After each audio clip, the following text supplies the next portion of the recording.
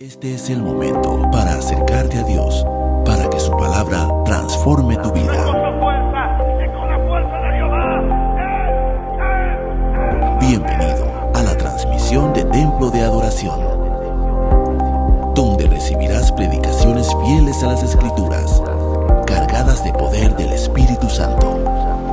Recibe y comparte esta palabra para que otros también sean edificados. Iniciamos.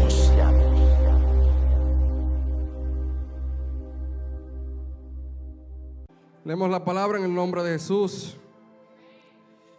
Y dice: por tanto, nosotros también, teniendo en derredor nuestro tan grande nube de testigos, despojémonos de todo peso y del pecado que nos asedia, y corramos con paciencia la carrera que tenemos por delante, puestos los ojos en Jesús, el autor y consumador de la fe, el cual por el gozo puesto delante de él sufrió la cruz, menospreciando el oprobio, y se sentó a la diestra del trono de Dios. Amén.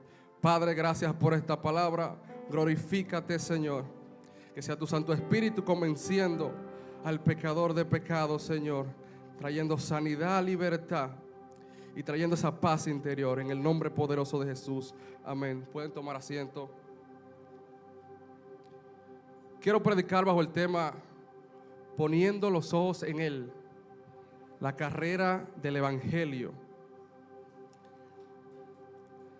La carta de los Hebreos, de donde tomamos estos versos, es una carta un poco extraña porque no menciona autor, no menciona audiencia, pero cuando la leemos vemos que a las personas a las cuales fue dirigida conocían del sacerdocio, conocían del tabernáculo y conocían del sacrificio.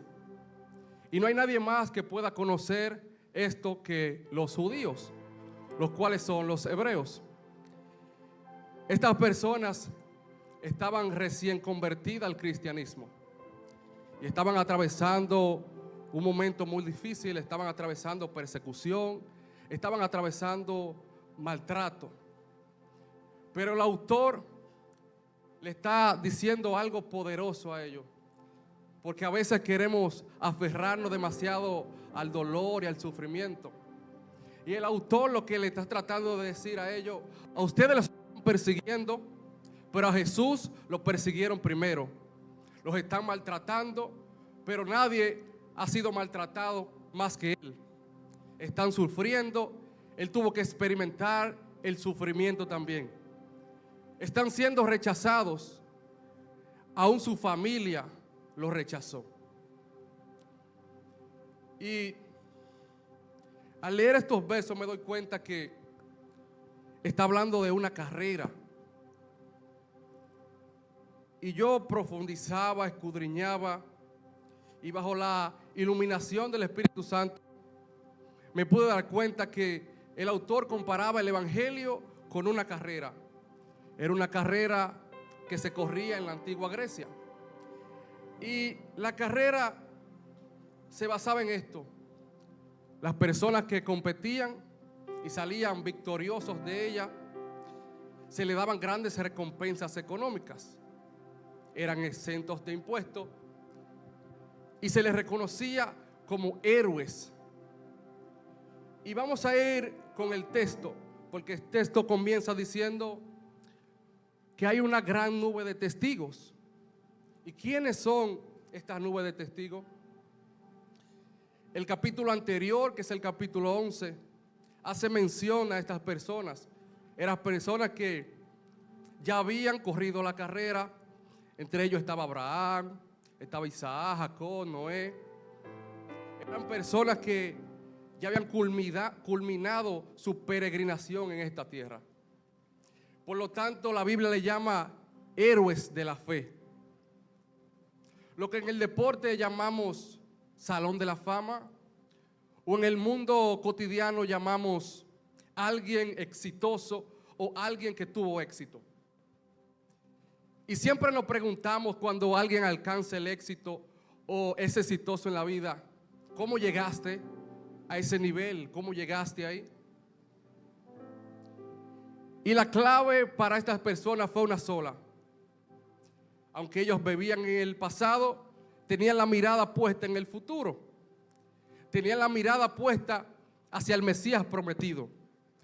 Tenían la mirada puesta hacia el cumplimiento de una promesa dada por el Padre. Tenían la mirada puesta en el descendiente de Abraham, que vendría a bendecir todas las naciones. Tenían la mirada puesta en la raíz de David. Tenían la mirada puesta en aquel que vendría a aplastar la cabeza del diablo. Tenían la mirada puesta en el Salvador del mundo. Su nombre es Jesús. El verso continúa diciendo: despojémonos de todo peso y del pecado que nos asedia. El peso y el pecado representan las distracciones, todo aquello que puede interrumpir que tú avances. Las personas que corrían esta carrera en la antigua Grecia, esto es algo como impresionante, como medio ilógico, ¿verdad? Porque estas personas corrían la carrera completamente desnudos. Ellos comprendían que la vestimenta, el vestuario, la ropa podría causarle como impedimento, como obstáculo para ellos avanzar o para ellos llegar a la meta. Y ellos corrían desnudos como señal de libertad. Es algo similar a lo que dijo Jesús cuando dio la hipérbole y dijo: si tu ojo te es ocasión de caer, sácalo. Si tu mano te es ocasión de pecar, córtala. Mejor te es llegar a la vida sin un ojo o sin una mano que perderte con tus miembros en el infierno. Es algo similar también a lo que Dios le dijo a Moisés. Moisés, quita la sandalia de tus pies, despojo. Y alguien tiene que entender que tiene que despojarse de todo aquello que sirva de interrupción para llegar a la presencia del Señor. Todo aquello que le sirva como obstáculo para avanzar, todo aquello que le impida acercarse a su presencia.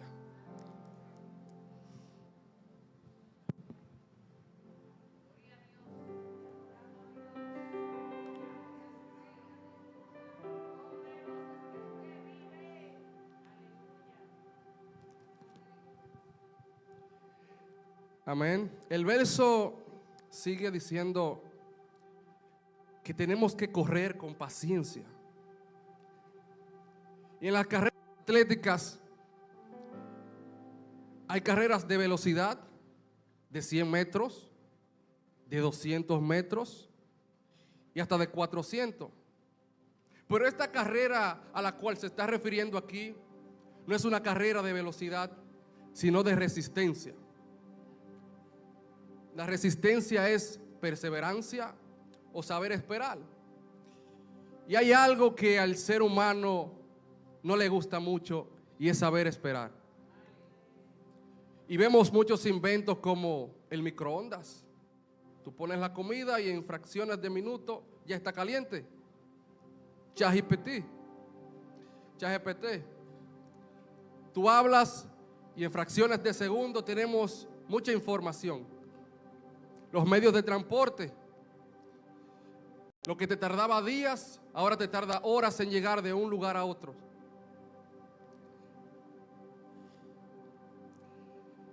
Y yo me doy cuenta que antes venían muchas personas a la iglesia, se congregaban, tomaban discipulado, se bautizaron, pero tuvieron un solo problema. Iban a una velocidad muy acelerada.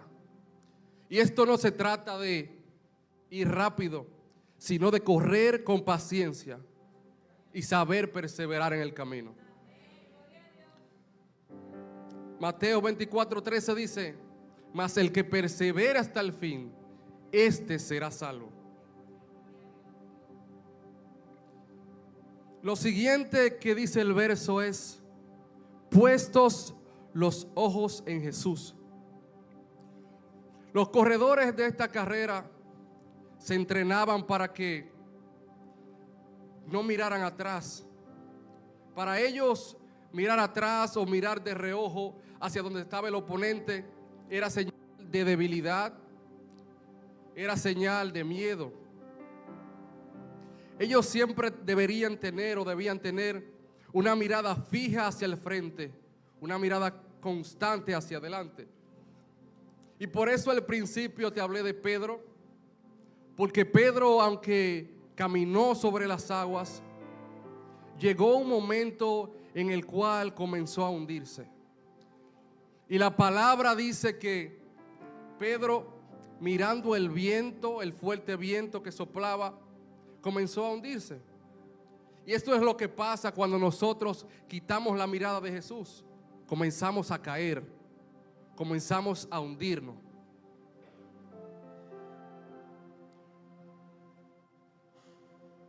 Además de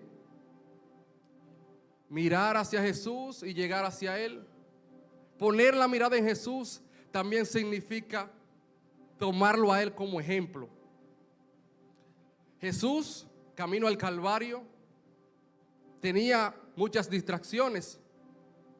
Habían personas insultándolo, blasfemando sobre Él, pero Él tenía un objetivo y una meta cual cumplir: llegar a la cruz del Calvario para ser colgado en el madero y a través de su sacrificio darnos vida eterna a nosotros. Y así como Él se entregó por nosotros sin mirar atrás, así también nosotros tenemos que entregarlo todo por Él, mirando hacia adelante. La siguiente parte del verso o del verso número 2 nos habla de quién es Jesús, qué hizo, cómo lo hizo y qué obtuvo al final. Dice que Jesús es el autor y consumador de la fe. Un autor es alguien que inicia algo, es un pionero. Y un consumador es alguien que lo lleva a su meta final. Y la palabra fe tiene una definición bíblica, que es la certeza de lo que se espera, la convicción de lo que no se ve. O sea, estoy esperando algo, convencido de que no lo tengo en las manos, pero con la esperanza de que lo voy a obtener. Y esto lo que me está diciendo es que Jesús, lo que se propuso, lo que tenía que hacer, lo terminó viviendo confiado. Pero me llama mucho la atención la palabra autor, porque la palabra autor en su idioma original no significa solamente un iniciador o un pionero, sino que también significa el que abrió el camino. Y Jesús fue la persona que abrió el camino para que nosotros pudiéramos entrar por Él. Por eso en la palabra vemos versos como yo soy el camino. Vemos otros versos que dicen yo soy la puerta. Además de más versos que dicen que Él es el único mediador entre Dios y los hombres. Y no hay otro nombre dado a los hombres en el cual podemos ser salvos. Hay un solo camino, hay una sola puerta, y esa es Jesús.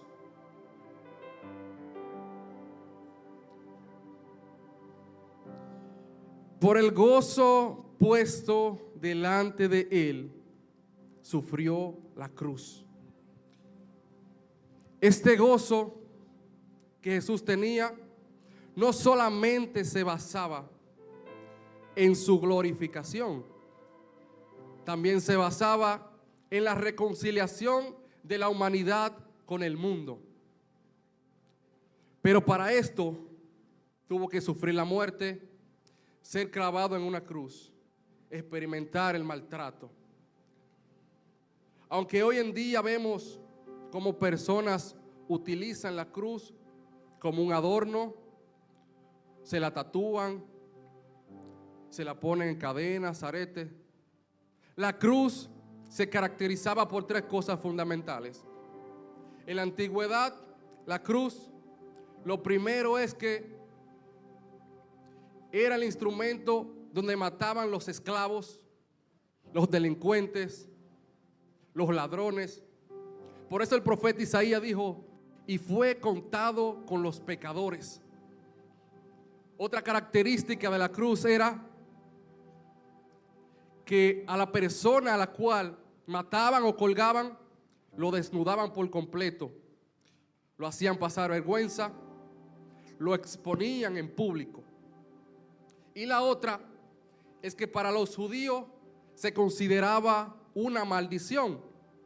Deuteronomio 21:23 dice que maldito es aquel que es colgado. Tres cosas: desnudez, maldición y esclavitud. Desnudez, maldición y esclavitud. Y la mentalidad de Jesús al hacer esto es: me van a esclavizar, pero hay un pueblo a lo cual yo lo voy a hacer libre. Me van a desnudar, pero hay un pueblo que yo le voy a poner vestiduras nuevas. Me van a hacer maldición, pero a ellos lo voy a bendecir.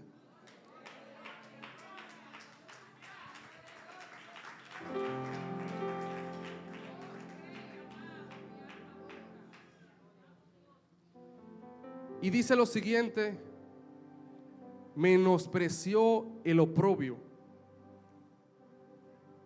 La palabra menosprecio, así como menosprecio, significa tratar algo como insignificante, darle menos valor. Y oprobio significa vergüenza. Dice que Jesús trató la vergüenza como inferior. Eso es lo que pasa con el cristiano de verdad, el verdadero seguidor de Cristo, que aunque lo avergüencen no le importa por lo que viene después. Y hay un contraste porque el cristiano menosprecia la vergüenza, pero el mundano menosprecia la vida eterna. Y en la Biblia puedo ver un ejemplo de menospreciar la vida eterna.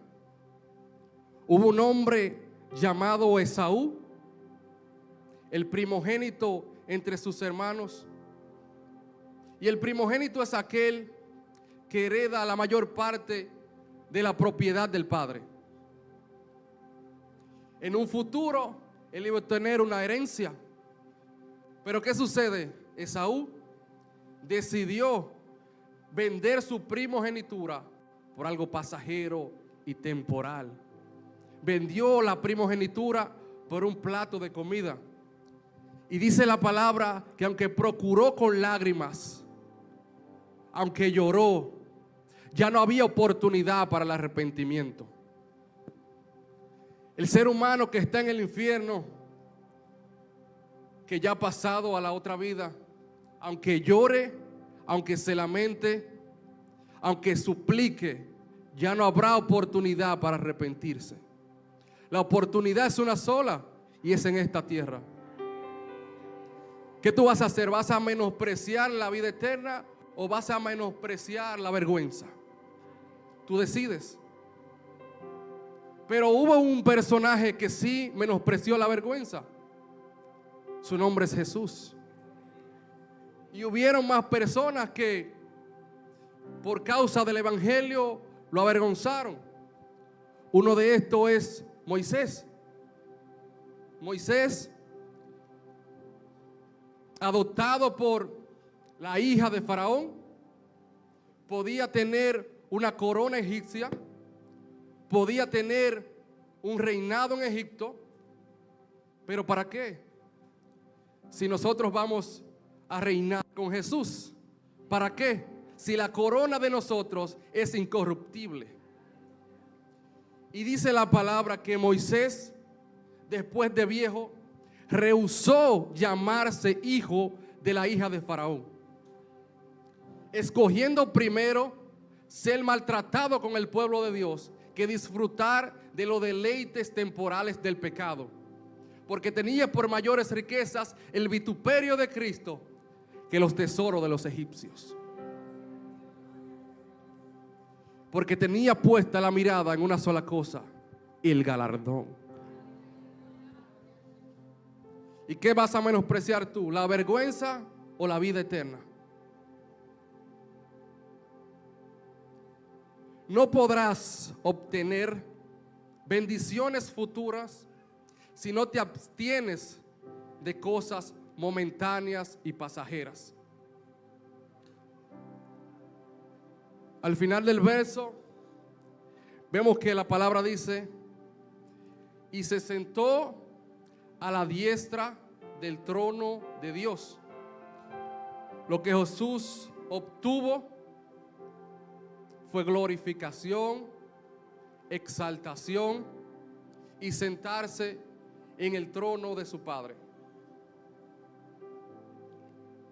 Y tenemos la costumbre de siempre preguntar cuando vamos a participar de una competencia o cuando vamos a hacer algún trabajo, preguntarnos cuál será el premio, qué hay para mí, cuánto me van a pagar. Y aunque muchos presentan este evangelio como un evangelio de prosperidad, la mayor bendición de este evangelio es al final. Eso no quita de que Dios te dé una que otra bendición en el camino, como lo hacía con el pueblo de Israel en el desierto.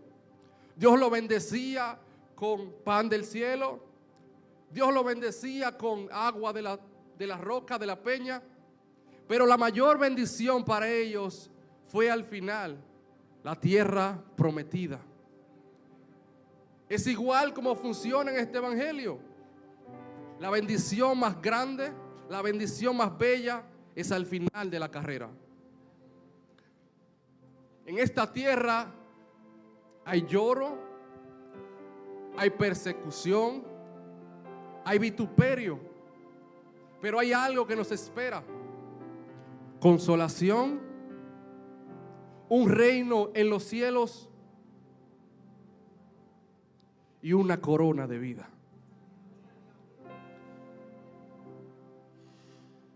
Hay más bendiciones para nosotros en la Biblia.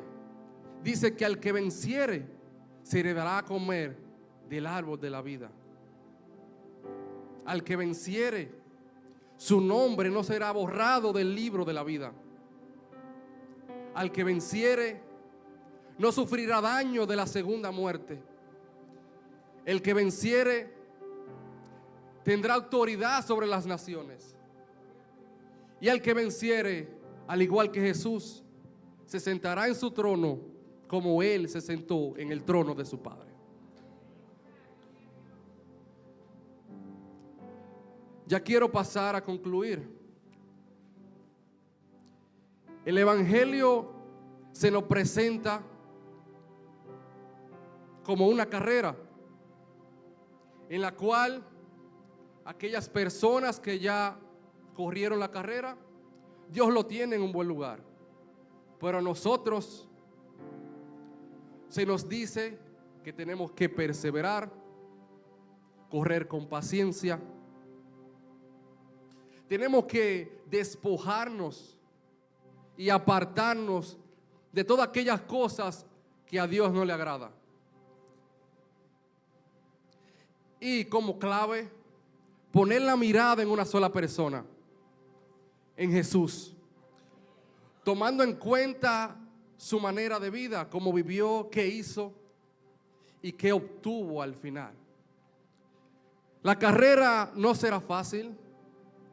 La Biblia no presenta un evangelio sencillo. La Biblia no presenta un evangelio